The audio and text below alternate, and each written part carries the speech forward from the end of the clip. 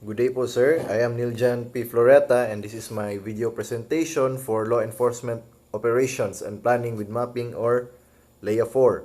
So in this presentation, I am about to discuss the topics about police operations, community policing, operational rules and guidelines, communication, interpersonal communication, SARA problem solving technique, and basic functions of police patrol. So first is police operations. No? So police operations is comprised of the mission critical aspects of a police organization. It refers to the activities conducted in the field by law enforcement officers as they serve and protect, including patrol, traffic, investigation, and general calls for service. So basically, no, police operations are the execution of police functions in the field, which is patrolling, investigation, traffic, and general calls for service. Meaning, ito ay ang pagsasagawa at pagpapatupad ng mga gawain ng ating kapulisan. And moreover, no, police operations are constantly changing to adapt to community standards and for the utmost convenience of the public, making it community-oriented. So in order to do these police operations, no, police operations, they follow policies or standard operating procedures to achieve optimum result and fairness to both police officers or law enforcement agents and the public. So, an example is in checkpoints, no? The policies that they apply is the doctrine of plain sight or plain view. So, pag i-open ang window sa sasakyan, no, they are not allowed to enter the car, no? Kung unsa lang ilahang makita within plain view or plain sight, mao lang ang ilahang pwede bantayan. So, the next is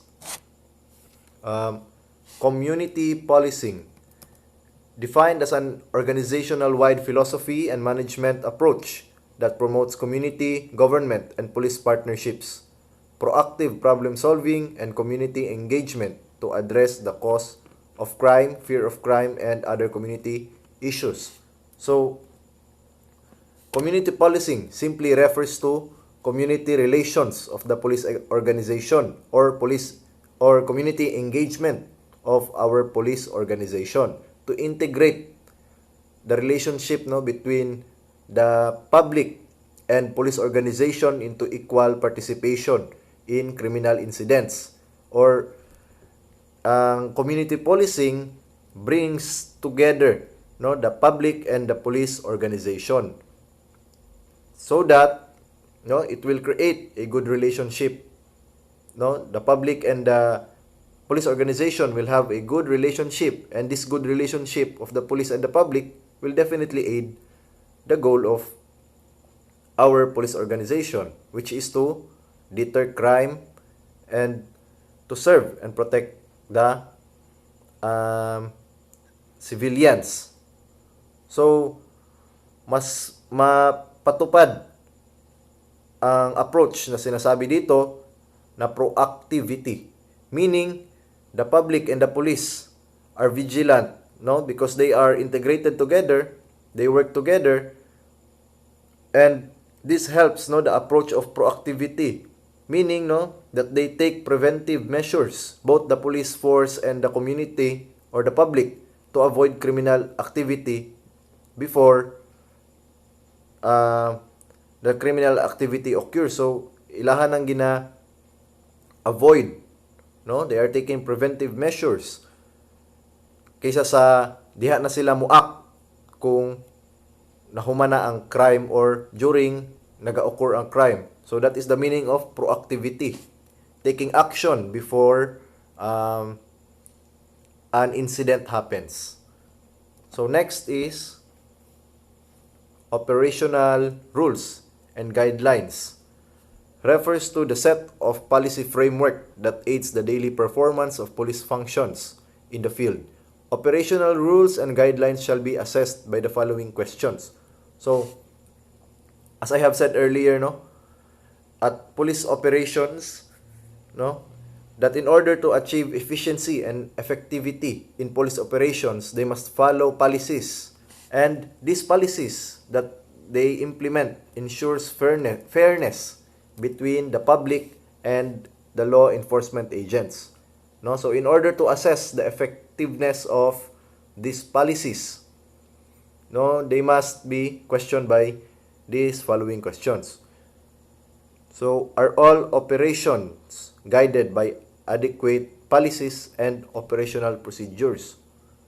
So, if yes, then meaning that the operational guidelines and rules are implemented, or the implemented operational rules and guidelines were followed by the police officers, and they are adequate, or they are sakto lang, no, that the police officers can manage these rules and guidelines. Next is, are all policemen conversant with all the necessary policies, rules, and procedures that guide them in their daily activity in the field?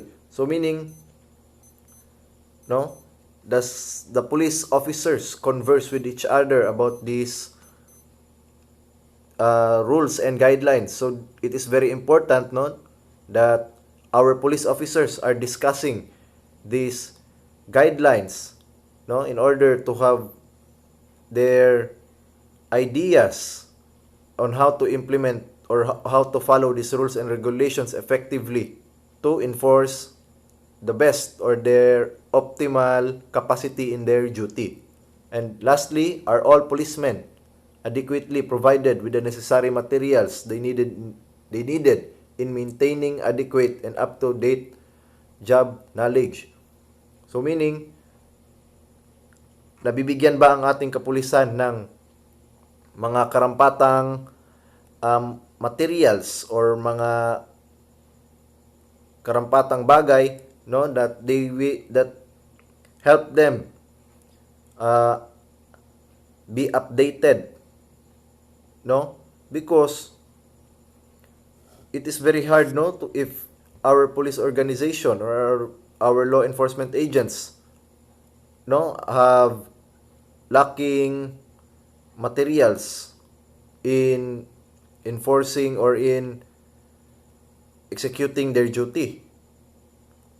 No, that's why they must be provided with these up-to-date materials in order to mas mapaayo pa ang ilahang performance sa ilahang duty. So next is the assessment on the quality of institutional arrangements and the impact of operations of the police officers shall be conducted. The assessment shall be answered by the following. So first is, do existing institutional arrangements result in duplication, conflict, inconsistency, or fragmentation of activities and procedures within the police organization and between the police organization and other law enforcement agencies? So, if yes, no, so then this, kung yes ang answer dito, then these rules and regulations are not effective because they are creating conflict or inconsistency between other activities of the police organization. So the next is, which institution is properly responsible and accountable for the provision of adequate and quality rules of procedures for police operations? So ang tinatanong dito, no, so who is liable or who is in charge of this particular police organization or police operation? So kung highway patrol, then the HPG is in charge, no? Kung about general information, then the best for this operation are the tourist police, no? And how has that function been performed? Was it great? Was it efficient? Or was it bad? So next is, what are the issues that affect this important conscience functions. No? So what are the factors or the issues that affect in conducting these operations of the police force? No? And next is, what role has other systems such as resource management, police education and training, and oversight management played in the actual operation quality of policemen in field? So, what are these other systems? Ano ang naaambag, no, ng iba't ibang sistema tulad ng police education and training and oversight management in the execution of police functions or the execution of police operations of our law enforcement agents? So, nakakatulong ba ito or is it just a waste of time? So, definitely, no, this helps the police officers because it allows them to broaden their knowledge and critical thinking skills. So lastly is, what reform opportunities and problem-solving approaches can be identified in determining the appropriate direction for improving police operation. So this calls for room for improvement. So this assessment, no, the last question is an assessment, no, about what the police organization can do better or can do more in their police operations to improve their capabilities and capacity. So those are the assessments in police and operational rules and policies. So next is communication. So what is communication? Communication is defined as any act by which one person gives to or receive from another person's information. So it is an transmission or an exchange of information between persons, no? So hindi pwedeng isa lang. It is always more than one, two or more persons to receive or to give information. Communication can be intentional or unintentional. An example of an intentional communication is kapag ako in-inform ko ang aking kaibigan na si Pedro saying na bay mga ta ugma sa Jollibee. That is an intentional. And an example of an unintentional communication, no, are facial expressions, gesture, no? Na suko ko, so nadaot ako now.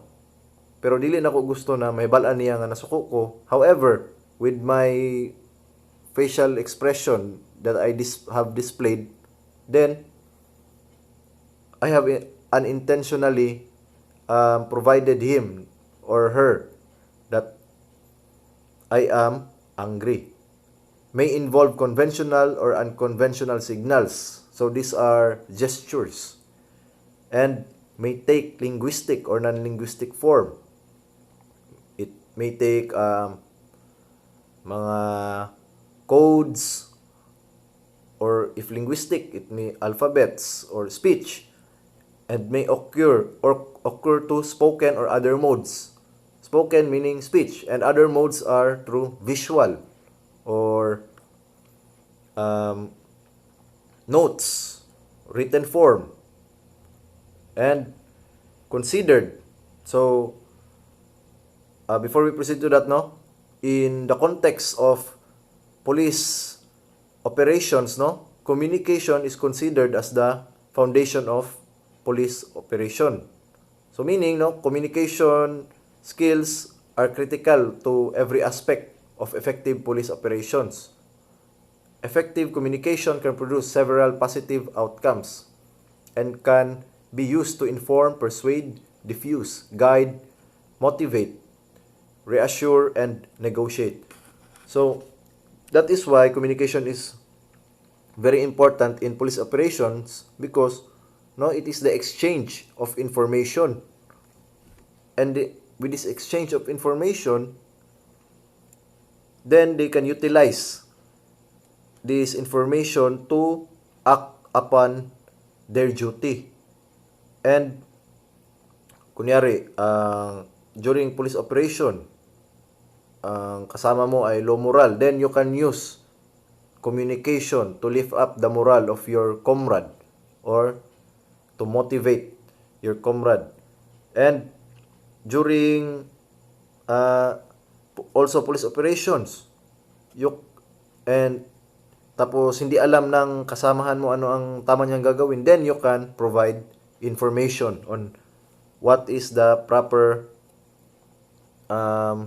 actions or measures to be taken. No? So that is why communication is essential in police operations in order to achieve optimal or optimum results in their operations. So there are also other definitions of communication: the act of communicating or transmitting, the exchange of thoughts, message, or information as by speech, signals, writing, or behavior. So there are other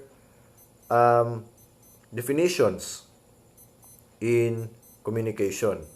But the main or the bottom line of communication is the transmission of communication in order for persons to understand or to convey messages, no, to each other.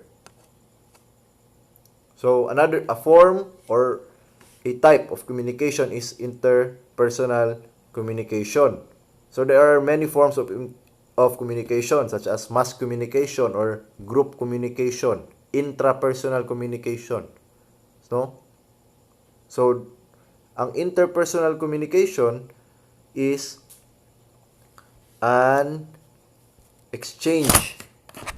It's an exchange of information between two or more people. It is also an area of research that seeks to understand how humans use verbal and nonverbal cues to accomplish a number of personal and relational goals. So ang interpersonal communication is focused on communication between two or more people. So what is the difference? No? Kung sinabi interpersonal communication is a form of communication, so what is the difference of interpersonal communication towards other forms? No, na all forms of communication involve two or more persons. So ang interpersonal communication is an exchange between two or more people, no, of messages, exchange of messages between two or more people. So ang other forms of communication is the group communication or mass communication. No, ang mass communication kasi only one person gives the information or is the speaker, and the masses or the group of people are only the receivers of the information. They are not allowed to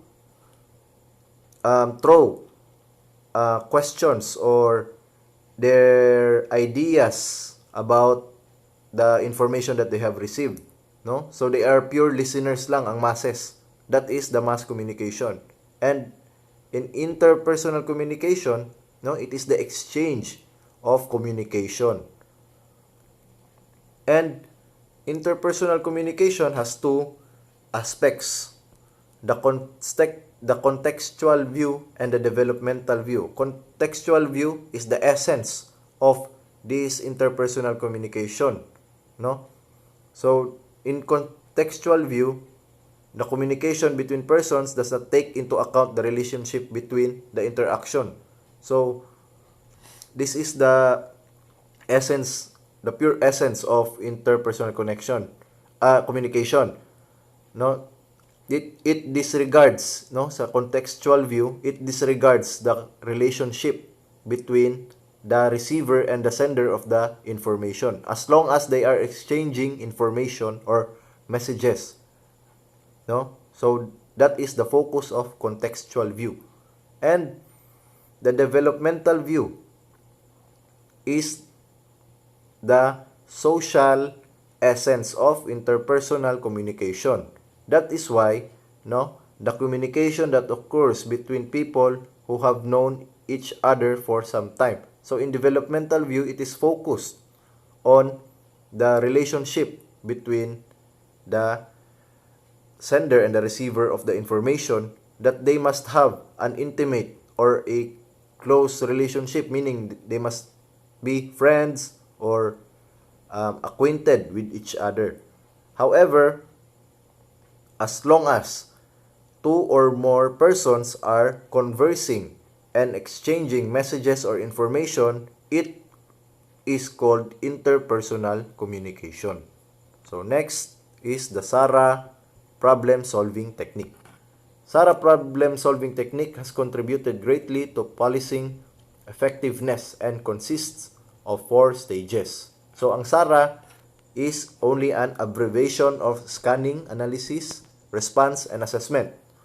So let us make an example in criminal investigation.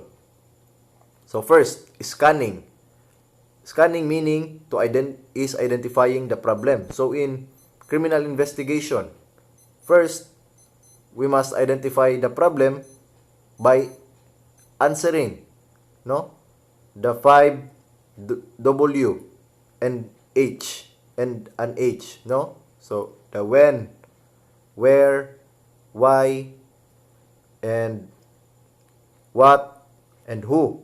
So, and lastly, how. So to identify the problem, we must answer those questions in criminal investigation.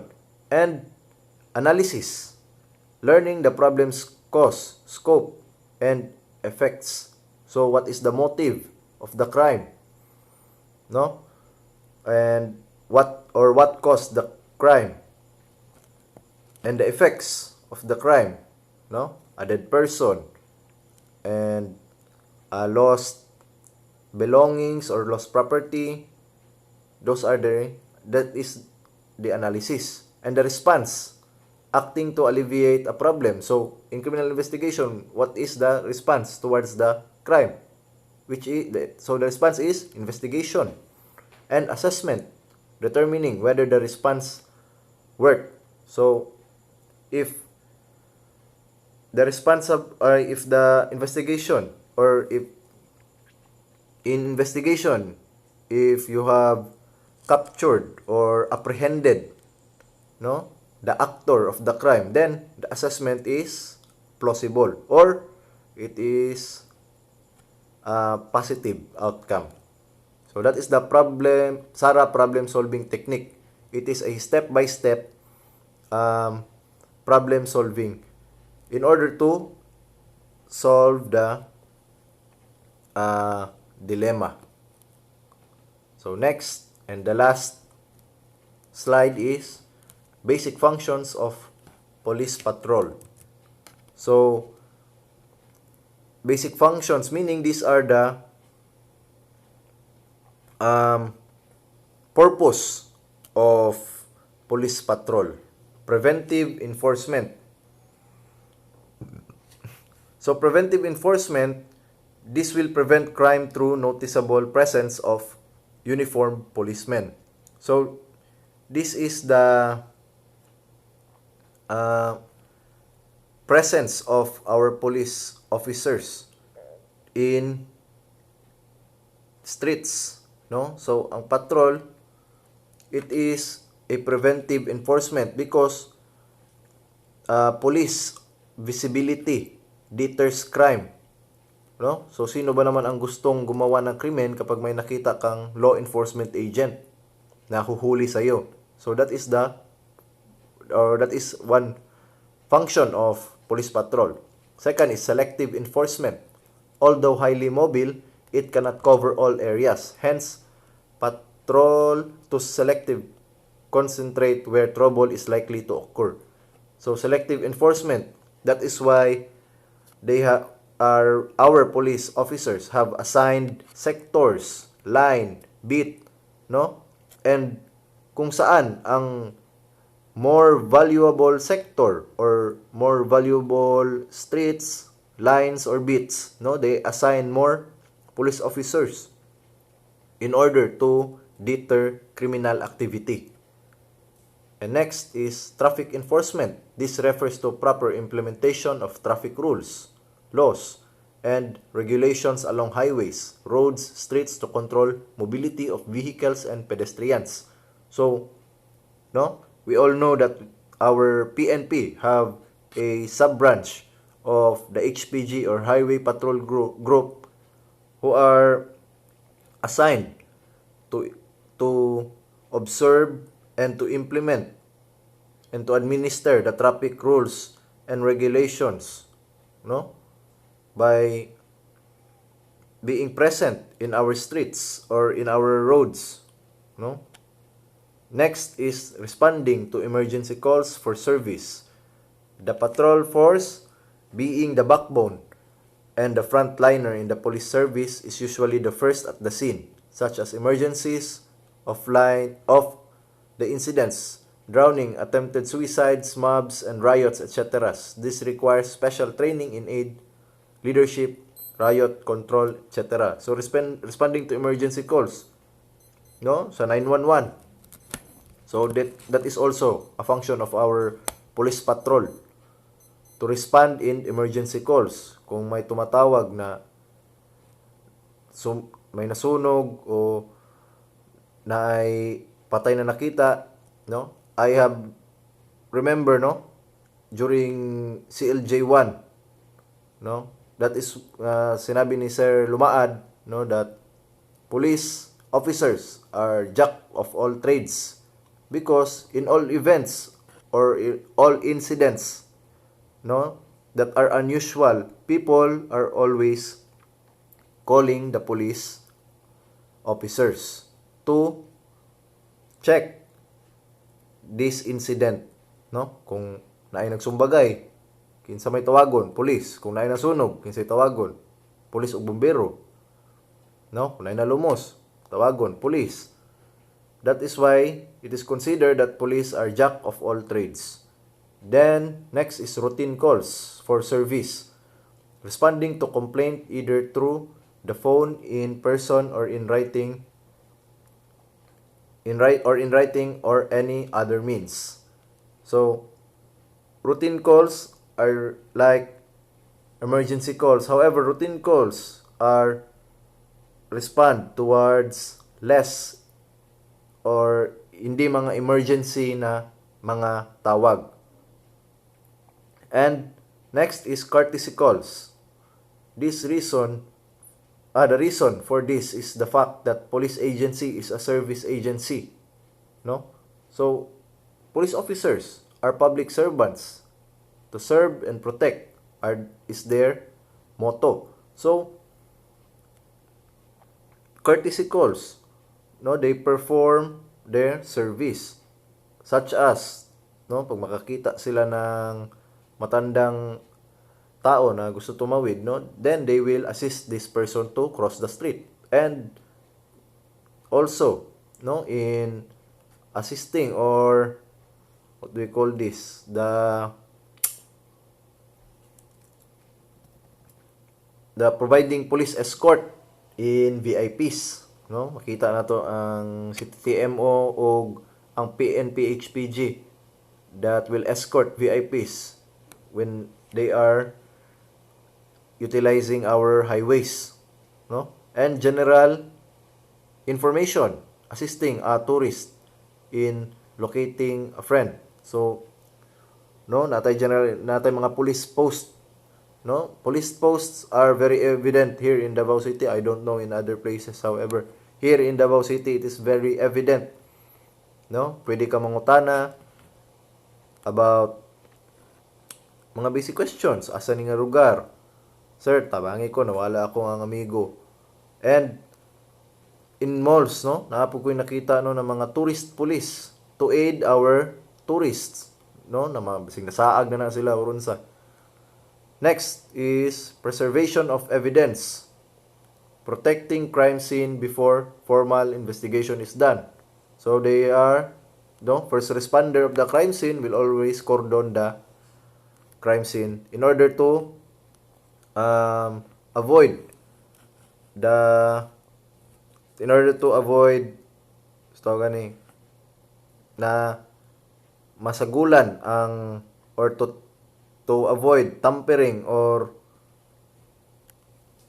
na mahimo ng impure ang crime scene, no? And also in handling evidence, no, in order to preserve the evidence, no, there is also a SOP in handling the evidence. Next is making reports, gathering and reporting information regarding criminal activities, missing persons, recovered articles. So making reports, no, so mo ni sila ang kasagaran akong makita sa police stations making blotter reports naka-type sa computer about, so mo din nila gina-type, no, or ginabuhat. They are making reports about criminal activities or about the missing persons, recovered articles, and blotter reports, no? So this is all my report for layoff for this day. Thank you po, sir. Thank you for watching, sir, and listening. Stay safe po and God bless.